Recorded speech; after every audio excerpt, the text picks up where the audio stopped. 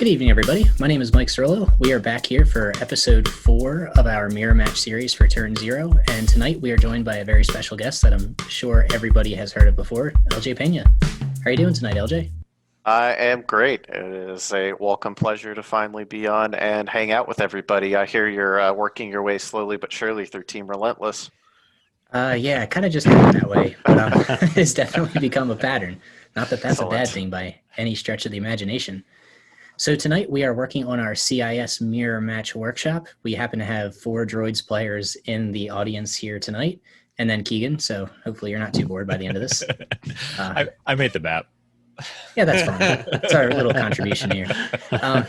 You also brought the blue player list with LJ tonight because we're going to debut our new format called Turn Zero Teams, where we have 2 teams of 2 going head-to-head instead of all 4 of us talking for every topic. It's probably going to speed it up a little bit, and maybe we'll get a little bit of shit talking going. We'll see what happens. But LJ, why don't you take us through the blue player list that you brought for us tonight? Sure. So this is what I have dubbed as Super Choke Bros, coming in at 792 points and 9 activations. Very much a riff off the Double the Fall list that I loved to run, except it brings an extra activation and is a little cheaper than the version that I would routinely use.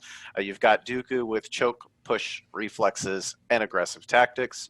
Maul with choke, push, tenacity, and offensive push. A line of 6 E5C B1s, 1 with an HQ uplink, and then DRK1 Sith probe droids naked.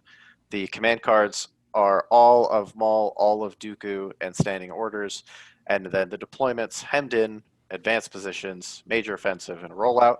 Objectives: recover the supplies, payload, key positions, and sabotage.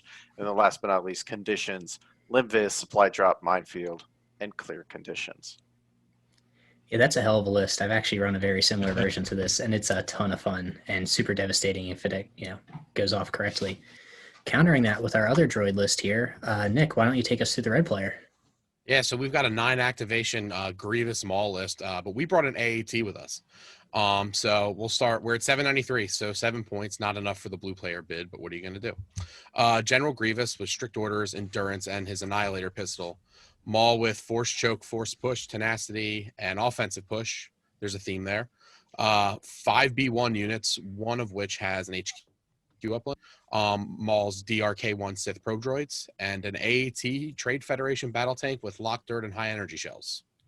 Yeah, this is truly a Maul mirror, isn't it? Even down to the 4 upgrades.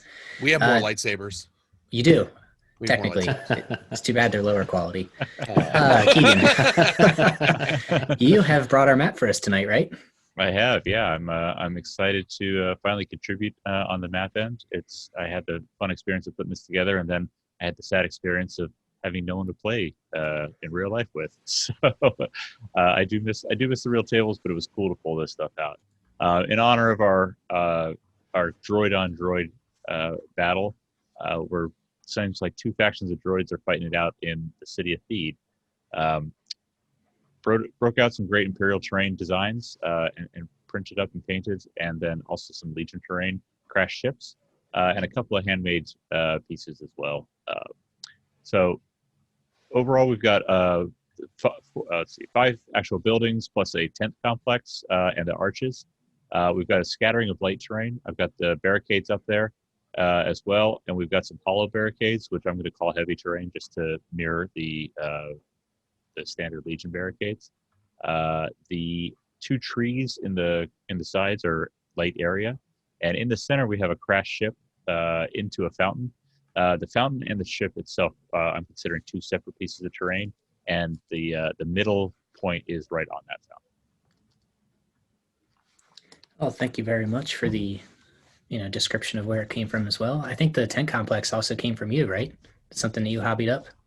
It is, yeah. I hobbied all this stuff up. The tent complex is an Imperial terrain design. Love that stuff, and yeah. So, seeing that you and LJ have the blue players, which side of the table that you built do you want? I'll throw some opinions out, and then I'll let LJ tell me how I'm wrong. But I was thinking for with the loadout of deployments, looking at the top of this, I think that that top left corner when we're looking at the map, which would be the blue player's major offensive corner, gives a lot of good cover coming out of that kind of building courtyard area and pressing through. So a lot of good options to set yourself up and move forward.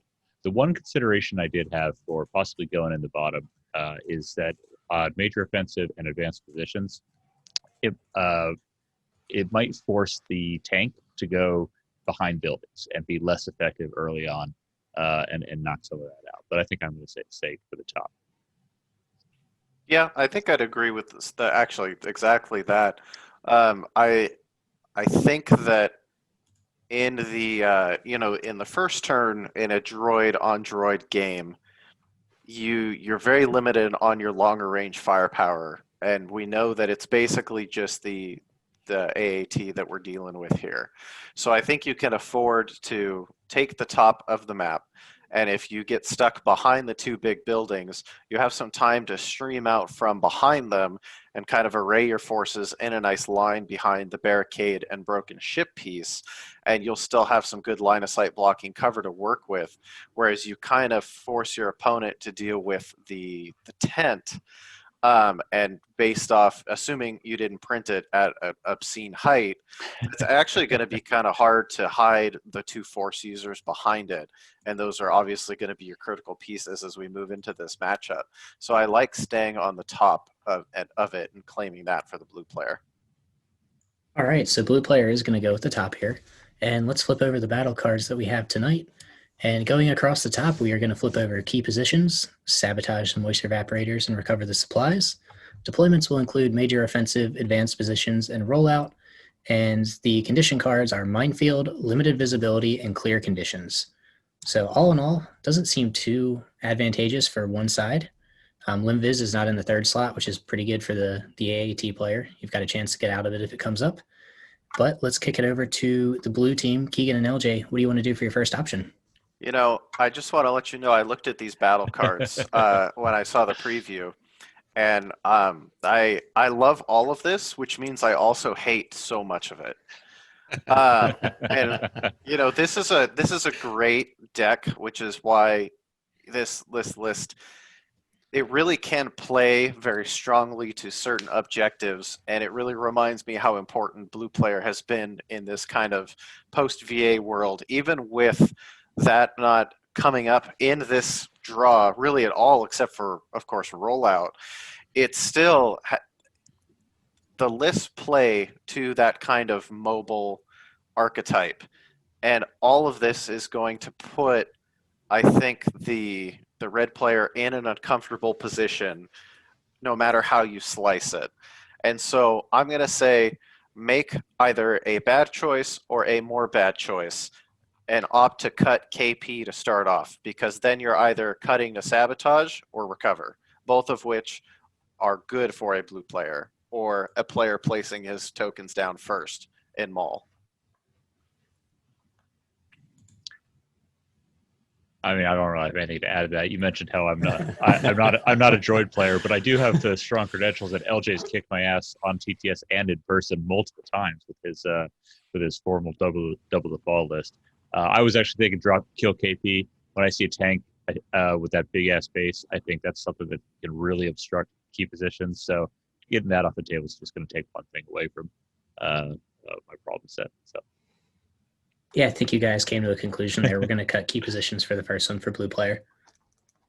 So moving into the red player's first choice, we currently have sabotage and moisture evaporators, major offensive, and minefield lined up. Joshua, how do you want to start?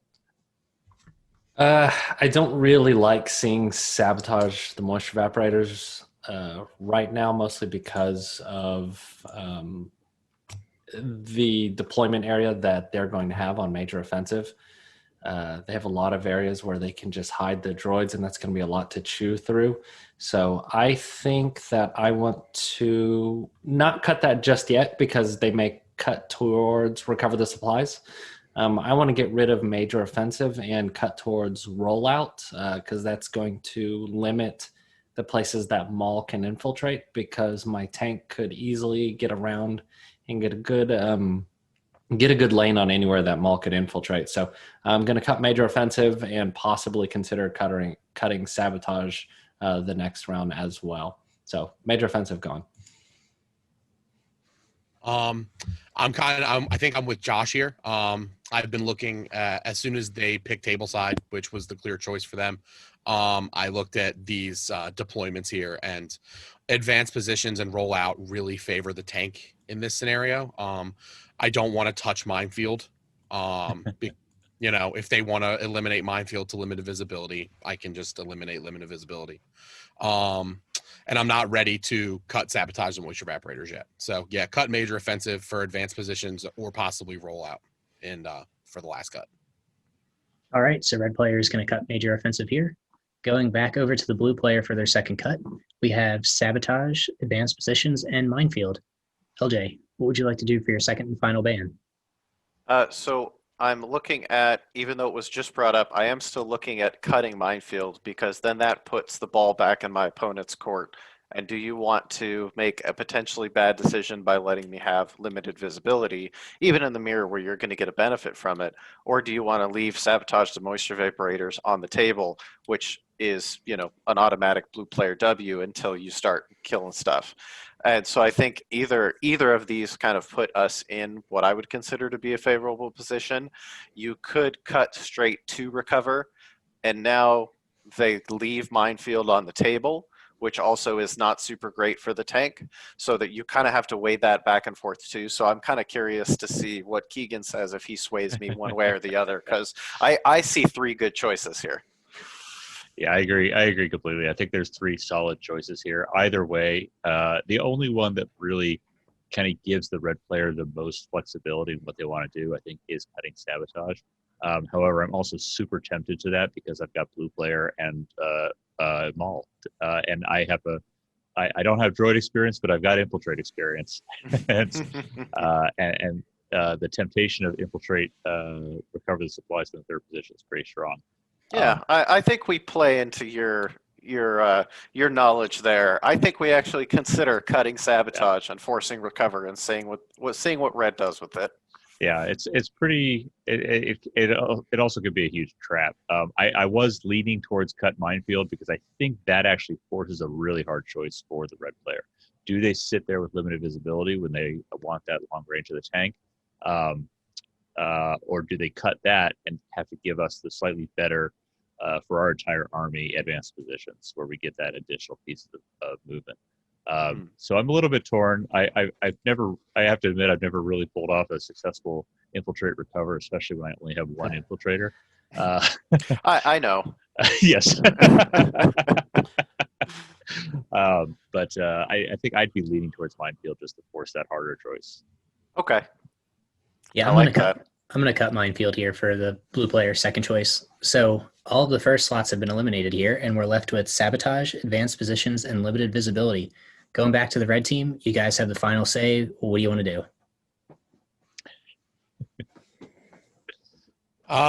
This is tough. I think limited visibility has the same benefits for my list, sort of, that it does for theirs, except my tank doesn't get to shoot. But they also have a gun line that won't get to shoot until round 2. So I don't know. I think I'm going to cut advanced positions and play rollout because I really like that favorable deployment for my tank. Ugh. So, tough. But by the way, both of those reactions are what I was going for when I said make a harder decision with mine. Yep. So recover doesn't really do much, I think, for blue player here. Even though you do have infiltrate, you can't grab a box turn 1. Yeah. So I'm not sure it does that much. However, if it's limited vis, I'm not going to be able to shoot you. So that just sounds terrible. I think the choice here is, I think we need to cut limited vis and stick with advanced positions. That may give Maul a little bit better of a spot while infiltrating. I don't think I'm too concerned if he's doing that, mostly because the center of the map doesn't have a lot of line of sight blocking terrain other than at about 2 and 3 o'clock from the center terrain piece. And if he sticks Maul there away from the rest of his army, and I don't really have a lot of good choke targets either, I'm fine if he infiltrates Maul and separates. But the worst thing that could happen is if he infiltrates Maul and then I can't shoot him. So I say we go ahead and cut limited visibility and go to clear conditions. You have a counterpoint, Nick? No, I think that makes a lot of sense. Okay, so we're going to cut limited visibility. And we are left with sabotage and moisture evaporators, advanced positions, and clear conditions. So that's a pretty fun setup. It's a really old school game, actually. No VA to speak of. It's good. I don't know. It's better for me. Keegan, who do you think comes out on top here going through the first couple of rounds? This is as much fun as we had kind of sorting out the battle deck. I do think this is still a pretty evenly matched game, assuming equal skill with Maul and all of his new tricks. I think there's a lot that can happen kind of either way, and it might come down to some good presses on the attack dice rolls. I will say I don't, and I don't know if we're going to talk more about this later. I'm not sure I actually plan on infiltrating Maul in these kind of in this setup. I think this might be a time where he's going to do more damage as a piece of the force that you can't ignore and you can't kill separately as you're colliding. So I think whoever doesn't infiltrate Maul starts off with a really good advantage. Yeah, we were going to touch on that at the end, so we may as well just kind of tie everything together there. LJ, do you think the Maul infiltrates, and how does that affect who you think comes out on top here? I do, and I think Maul can be used very effectively as a linebacker piece that kind of works his way up the board with Dooku. He doesn't always have to go straight in, and so if you were going to kind of take the more cautious route anyway, there's nothing that says you can't just infiltrate him onto one of your Vaporators and not just have to worry about it for that first, turn or two. He doesn't have to necessarily tap it, which he can't because of the text of the card, but he is in a position now where your opponent can kind of see, hey, this linebacker is here waiting for me. Now I have to react to it. And so you don't always have to do the obvious thing with these playing pieces. And I think you could potentially take advantage of that to use Maul as kind of a strong gatekeeper behind this large set of double buildings and make it so your opponent, who now has to be the one to get first blood if they want to win, to come to you and create a favorable scenario. One thing I forgot to note in the direct sides that we took and ending up with advanced positions at VAPs, blue has a huge advantage for VAP placement on this layout, because there are a bunch of places you can put both of blue's safe VAPs without completely behind cover around the corners, and red is going to have a hard time. They might be able to squeeze one inside the legal zones behind that curved building in the bottom right corner, but everything else is going to have to be a little more out in the open. So yeah, and I could see myself maybe even placing a VAP on top of this this building here on the left side of the map when you're looking right at it, and deploying the probe droids up there after you place Maul down, leaving them in base contact with the Vaporators, and they're just generating observation tokens and tapping the Vaporator every turn until it's tapped. And nobody can do anything about it until they shove something up there and turn off incognito. If they're tapping it, though, doesn't that turn off incognito? Goes away. It does, but you only need to double tap it. It goes away really quickly. So you move up there, they're one of the last activations of the turn, and you tap it. You tap it as the first activation the next turn and hop back down. And then the Vaporator's up there, and there's only 2 units on the board that can reliably get up there and tap it again, Maul or the other probe droids. And I think that putting Maul up on a building like that would be very unfavorable, because his 6 health isn't going to last long, even though he gets heavy cover being up there. So yeah, it's more of a first last type thing, I guess, when you math it out, because nobody else is going to go on top of that building. Yeah. Joshua. So you guys mentioned that the VAT placement is very poor for red here. I actually don't think it's really that bad. The reason being is you don't have anything beyond range 3. And I feel like I could put, and you're not going to infiltrate Maul in that area because, I mean, it's just not going to give me a free 5 points off the table. Right, more than that. So I don't feel bad placing it in the open because you're not going to stick out a B1 droid to try and stop that risk of the tank getting a free kill on those B1s. So that doesn't seem to bother me so much. I think actually one thing to consider here is red possibly infiltrating Maul. The reason being is I think if you wanted to infiltrate Maul, getting the bottom of the map is better because you're able to place him against those really tall line of sight blocking buildings. And so I would probably infiltrate Maul here.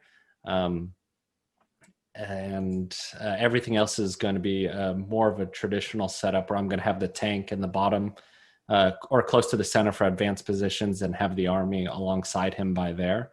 I think I'm going to be biased because I like the tank, but I actually think that the tank has a big advantage here, mostly because also you're behind a lot of line of sight blocking buildings that the only way you can get shots from them is going to be through that center piece that's, let's say that's 9 o'clock from the center terrain in between those two line of sight blocking pieces.